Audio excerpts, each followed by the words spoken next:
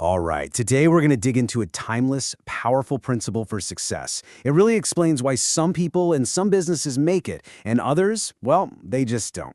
And we're going to do it all through a simple, modern story. Let's dive in. So let's head over to San Francisco. Imagine the super competitive food scene there. On the very same street, two brand new bakeries open up, and on the surface, you'd think they were basically identical. Meet our two bakers, Silas and Mateo. Now, both of these guys graduated from the exact same top-tier culinary school. They've got access to the same amazing ingredients, the same fancy ovens, and they're in a neighborhood full of people with money to spend. On paper, you'd think they had the exact same shot at success, right? Okay, so first up, you've got Silas. This guy was a natural, a true genius. His bread was the talk of the town from day one. But, and this is a big but, he just coasted on that talent. He'd show up around 9 a.m., sell out pretty quickly, and be closed by noon. Someone wants a special order? Nah, too much of a hassle.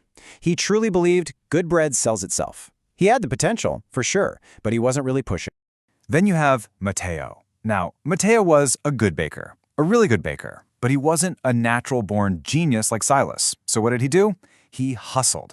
I mean, he was in that shop at 3 a.m. every single morning, obsessing over getting the perfect crust. When things were slow, you'd find him walking to nearby offices, handing out free samples. He even took a night class to become a barista so he could sell coffee with his pastries. The guy was all about the extra mile. And then, after 2 years, just like that, everything changed. A nasty recession hit San Francisco, and suddenly, both of their businesses are put to the ultimate test. And the outcome? It was brutal. Silas's shop, which was built on talent but not much else, was gone. It folded in just 3 months. But Mateo's shop? Oh, he didn't just survive, he thrived. In fact, he ended up buying Silas's old location to expand his business. So what happened? What was the secret ingredient here? What was the real difference maker when they both started with pretty much the same raw materials? And that's the big question we're tackling. Why did one fail so spectacularly while the other flourished? It clearly wasn't just about talent, or the location, or even the quality of the bread. The answer is something much, much older.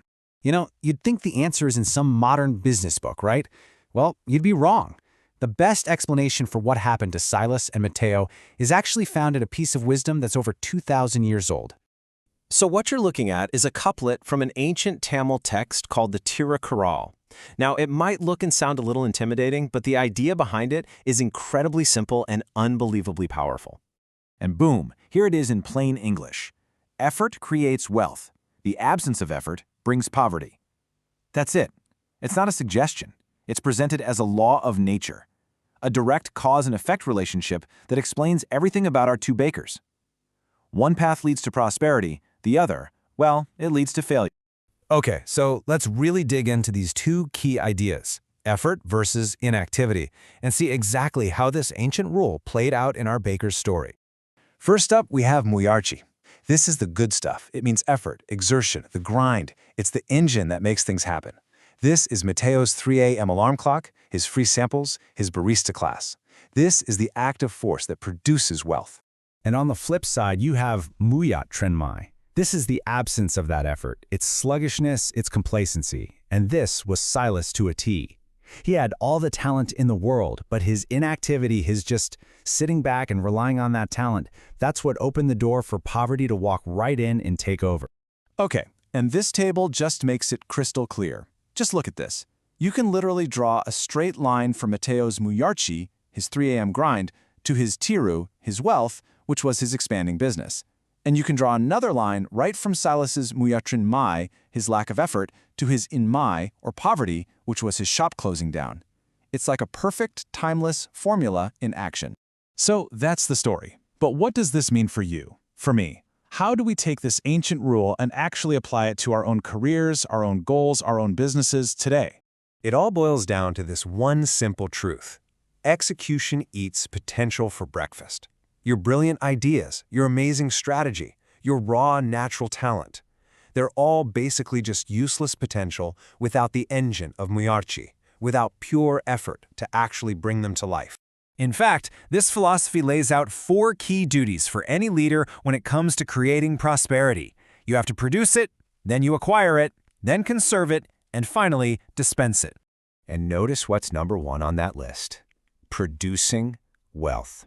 That very first step, the foundation of everything else, is powered entirely by effort. If you don't have that, the other three duties don't even matter. Effort is the spark that lights the whole fire. Let's put this in today's business terms, because it translates perfectly. Your spot at the top, your market share, your success, it isn't guaranteed. It's not a birthright you inherit just because you have a good idea or some talent. You have to earn it, and then you have to re-earn it every single day through what this calls continuous operational intensity. In other words, through relentless effort. So, I'll leave you with this question to think about.